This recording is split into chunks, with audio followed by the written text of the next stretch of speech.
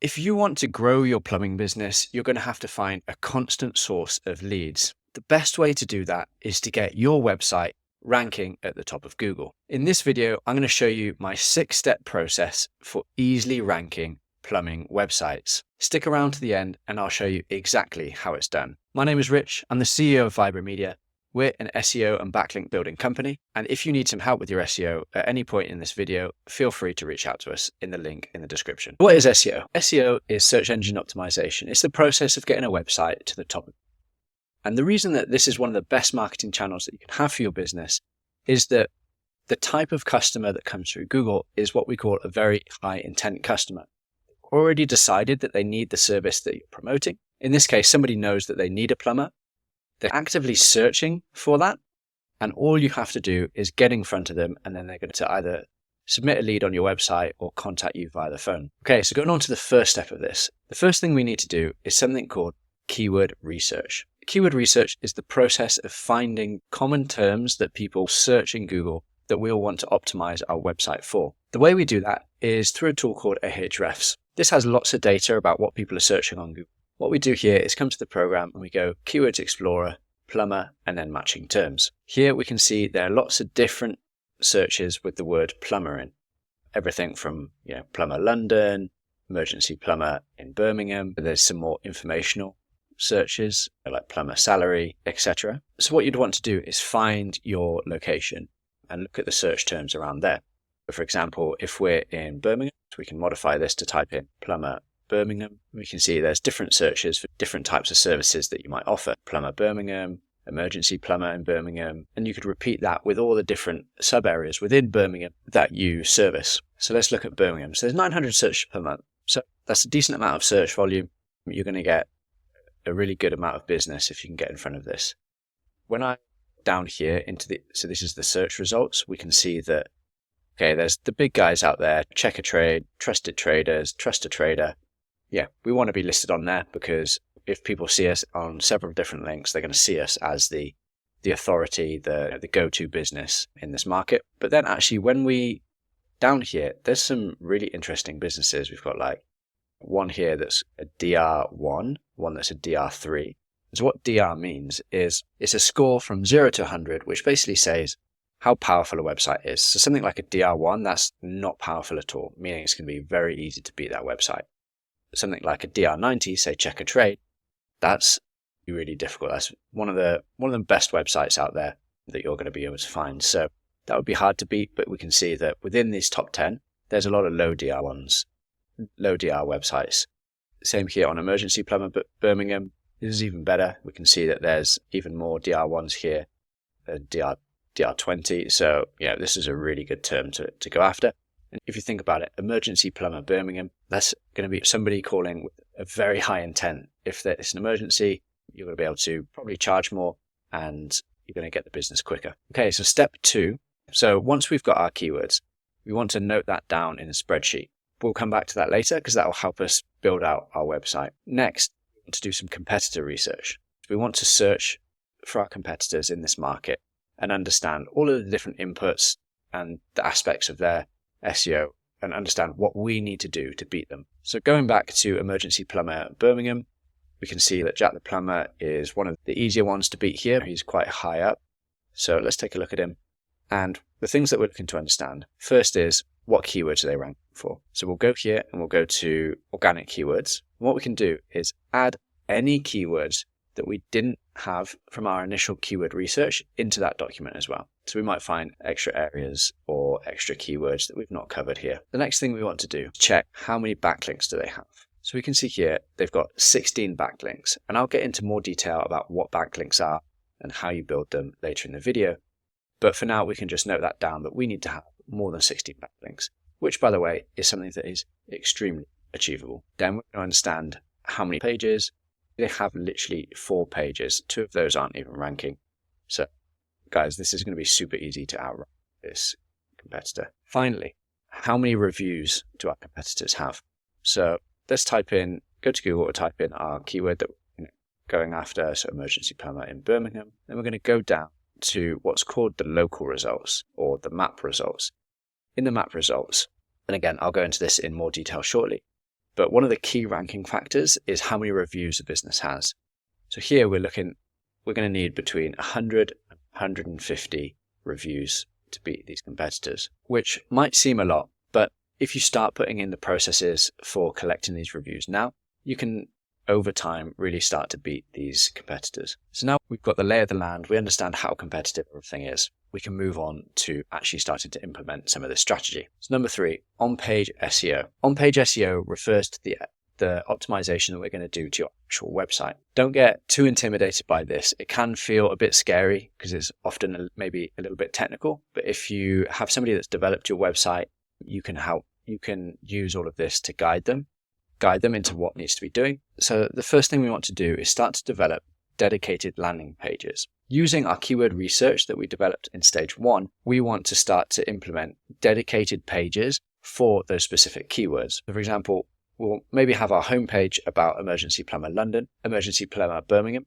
but then we might have separate area landing pages for those areas that we service within Birmingham. So maybe that's emergency plumber in Solihull, emergency plumber in Redditch. Whichever areas you cover, you want to have a dedicated landing page for that. Now, a landing page is just a dedicated page that explains your services and has a call to action on that page. And the other type of pages is you want to have dedicated landing pages for all the different services that you provide. So if you do bathroom installation, if you also do like boiler installation and services like that as well, then we'll want to have dedicated pages for that because they'll come up in Google for those search terms. When creating these pages, there are a few best practices that you want to follow. In very simple terms, you want to have your main keyword. So for example, if we're doing emergency plumber in Birmingham, we want to have that in the main title of the page. We would want to have that in the main heading of the page. We'd also want to include that in the first 100 words of text on the page. We want to make sure that our URL has it as well on the page, and we'll also want to include it in our meta description. One thing that makes this really easy is using a correlation tool such as Surf SEO.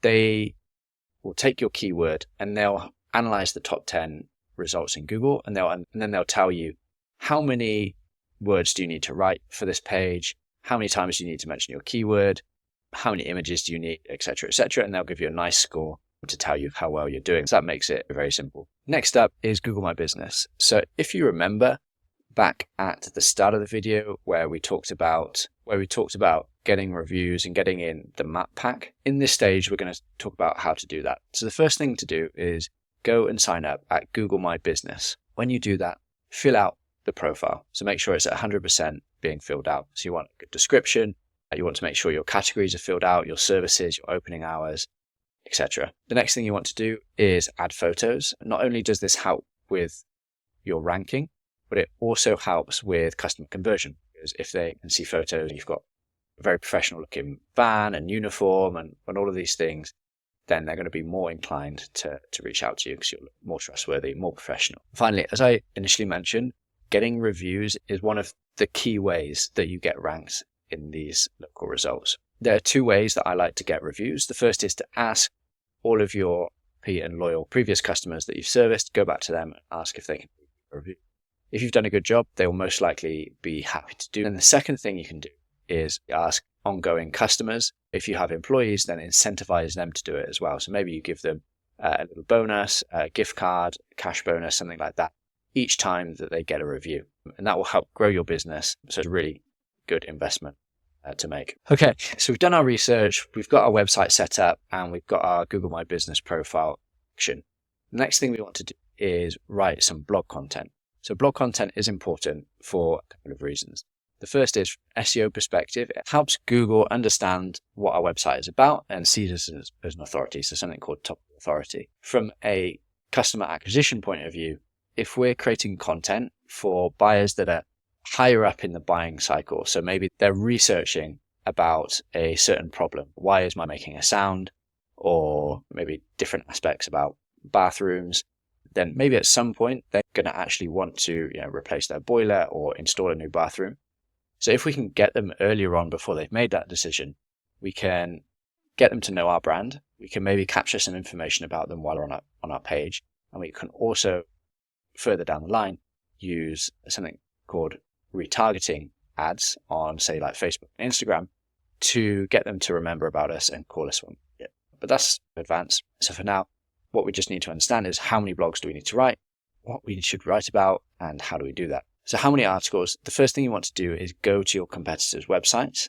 You want to see how many articles they've written, and we basically want to aim for that plus a little bit more. So let's say they've written 10 articles. We can copy those topics. That's what we'll write about. We'll also add in any keywords from our initial keyword research. From step 1, we can add in any informational terms that we found during our research. There might be things like, how much does a plumber cost? There might be diagnostic type queries. What do I do if my tap is leaking? All of these sorts of things. We'll create a big list, and then we'll understand what we want to write about, how many articles, and then it can seem intimidating, but you can break this up. Maybe you're going to do 10, maybe you're going to do 1 a month for the next year. My preference is always to do the work up front, because the sooner that we actually get it up onto our website, the sooner we're going to start seeing benefits.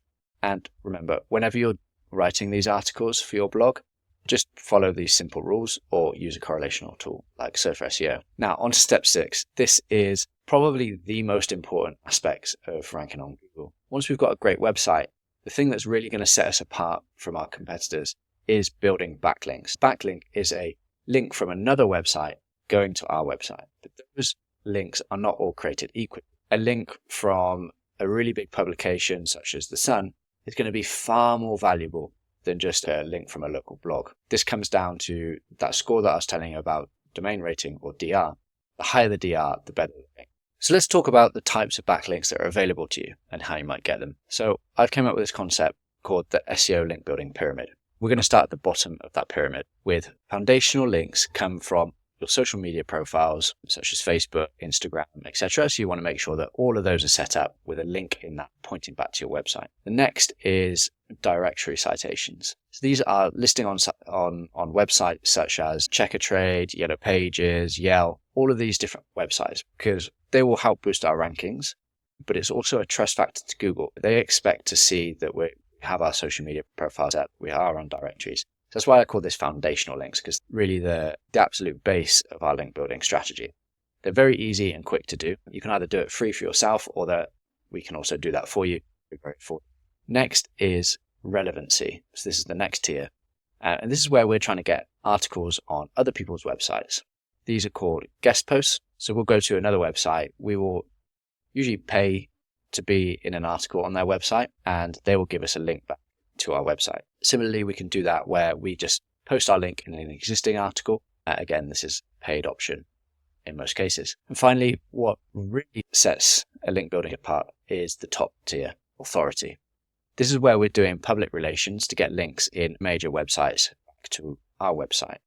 So we can either answer journalist requests on platforms like Twitter or X, a journalist asking for experts to be quoted in an article, or the best way is via digital PR. This is where we're proactively reaching out to press to try and get featured in major articles, in major publications. Now, I know that can seem intimidating, but I'll explain a little bit more about how we do that. So we actually specialize in digital PR.